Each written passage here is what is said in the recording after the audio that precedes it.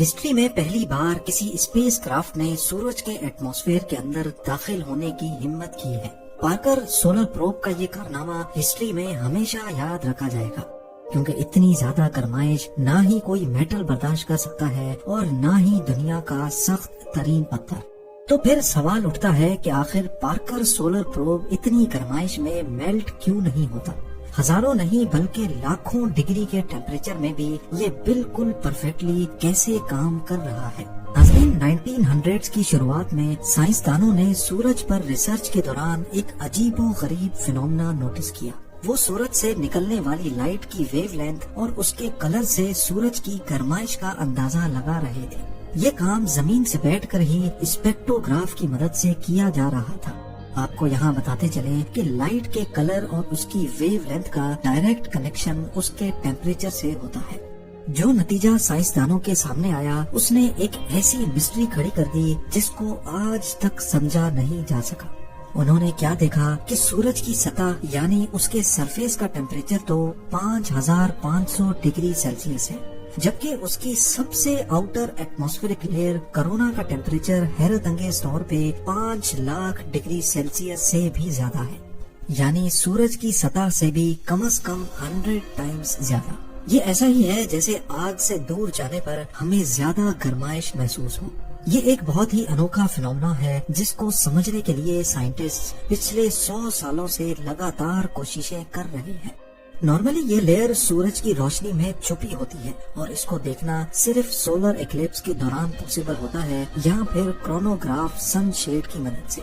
1958 میں ناسا کی اسٹیبلشمنٹ کے بعد کئی اسپیس مشنز کا آغاز ہوا۔ ایک کے بعد ایک سیٹلائٹس اور اسپیس کرافٹس نے پہلی بار اسپیس میں قدم رکھا، لیکن سورج کے اس انوکھے فینومنا کو سمجھنے کے لیے ضروری تھا کہ کوئی ایسا پروب بنایا جائے جو سورج کی کرونا لیئر میں جا کر جائزہ لے اور دیکھے کہ آخر وہاں ایسا کیا چل رہا ہے۔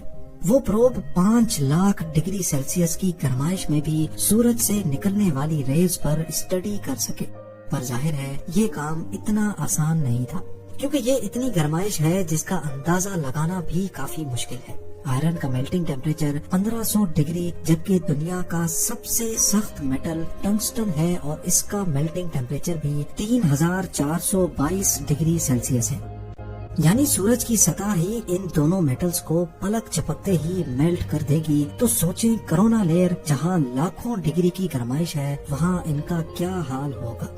پارکر سولر پروب کی ڈیزائننگ اور ڈیولپمنٹ تو ایک مسئلہ تھا ہی، پر اس کو سورج تک پہنچانا اس سے بھی بڑا ایشو تھا۔ جی ہاں، سورج جس نے ہمارے سولر سسٹم کے پلانٹس کو آپس میں بانڈ کر رکھا ہے، اس کے قریب جانا بہت ہی مشکل ہے۔ سب سے پہلے تو یہ سمجھ لیں کہ اگر کسی سیٹلائٹ کو ارتھ کے آربٹ سے نکال کر واپس ارتھ پہ لانا ہو تو اس کی اسپیڈ کم کرنی پڑتی ہے تاکہ ارتھ کی گریوٹی اس پر حاوی ہو سکے اور اس کو اپنی طرف اٹریکٹ کرے۔ اسی طرح اگر اس کو ارتھ پر نہیں بلکہ کسی اور پلانٹ پہ بھیجنا ہو تو اس کی اسپیڈ بڑھائی جاتی ہے تاکہ وہ ارتھ کے آربٹ سے باہر نکل سکے۔ سپوز مارس پر اگر کسی اسپیس کرافٹ کو بھیجنا ہو تو پہلے اس کو راکٹس کی مدد سے ارتھ کے آربٹ میں لایا جاتا ہے اور اس کے بعد صحیح ٹائم، صحیح اینگل اور صحیح اسپیڈ سے اس کو ارتھ کے آربٹ سے نکالا جاتا ہے۔ ارتھ کے آربٹ سے اسپیس کرافٹ کو نکالنا بہت انرجی کنزیومنگ کام ہوتا ہے۔ راکٹ کی مدد سے وہ ارتھ کے آربٹ تک تو آ گیا، لیکن اب یہاں پر راکٹ نہیں ہوتے، لہٰذا اسپیس کرافٹ میں ہی لگے چھوٹے راکٹ کو استعمال کر کے اس کی اسپیڈ آہستہ آہستہ بڑھا کر اس کو آربٹ سے نکالا جاتا ہے۔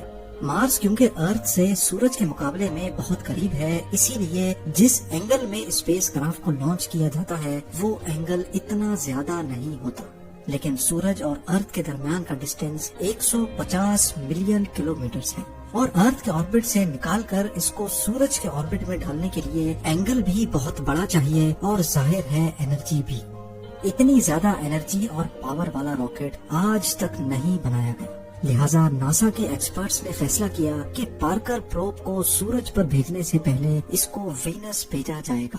وینس ہمارے سولر سسٹم کا دوسرا پلانٹ ہے جس کی گریوٹی کو استعمال کر کے پارکر پروب کی اسپیڈ بڑھائی جا سکتی ہے، لیکن یہاں ایک مسئلہ تھا۔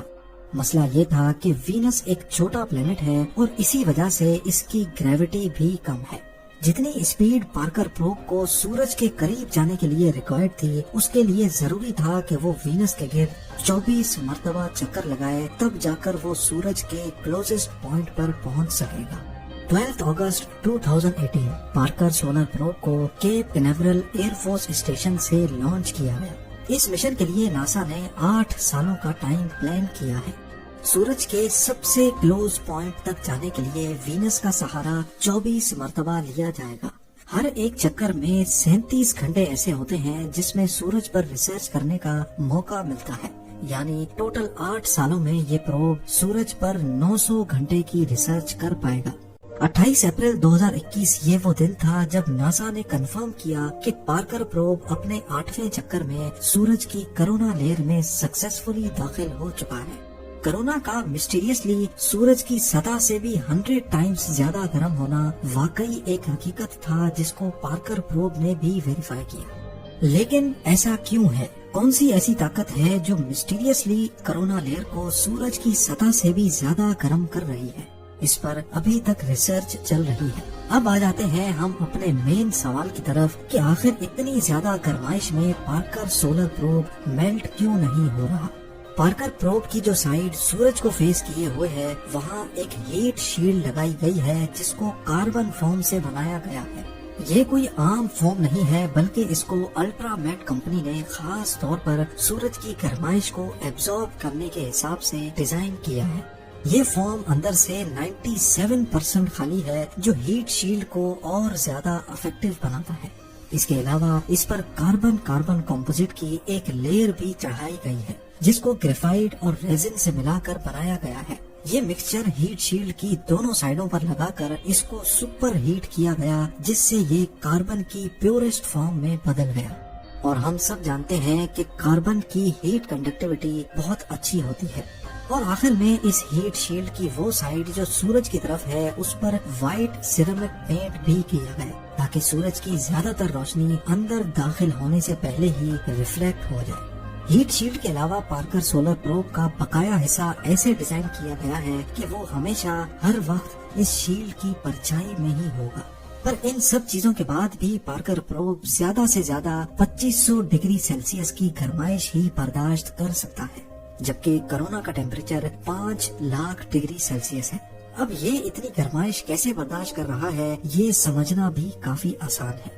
لا آف تھرمو ڈائنامکس کے مطابق ہیٹ کو ٹرانسفر ہونے کے لیے بھی کوئی میڈیم چاہیے۔ جیسا کہ گرمیوں میں ارتھ پر ہوا میں موجود پارٹیکلز اور ویپرز اپنے اندر گرمائش لے کے چلتے ہیں، جن کی وجہ سے ہمیں رات کے وقت بھی گرمی لگتی ہے۔ اگر پارٹیکلز کم ہوں گے تو ہیٹ بھی اتنی آسانی سے ٹریول نہیں کر پائے گی۔ جیسا کہ ابلتے ہوئے پانی میں ہاتھ ڈالنے سے فوراً جلن ہوگی، جبکہ 300 ڈگری کے اوون میں ہاتھ ڈال کر فوراً نکالنے سے شاید ہمیں معلوم بھی نہ پڑے۔ یہ صرف اس وجہ سے ممکن ہے کیونکہ پانی کے مالیکیولز ہم سے ٹچ ہوتے ہیں، جبکہ اوون میں کوئی چیز ہم سے ٹچ نہیں ہوتی۔ ایکسپرٹس کا کہنا ہے کہ پارکر سولر پروب کی ہیٹ شیلڈ پر 1200 ڈگری سیلسیس ہوتا ہے، جبکہ اس کا پچھلا حصہ جہاں سورج کی روشنی نہیں لگتی وہاں ٹیمپریچر مائنس میں ہوتا ہے، کیونکہ وہاں کوئی پارٹیکلز نہیں ہیں جو ہیٹ کو ٹرانسفر کر سکے۔ یہی ریزن ہے کہ پارکر سولر پروب سورج کے اتنا قریب ہونے کے باوجود بھی میلٹ نہیں ہو رہا۔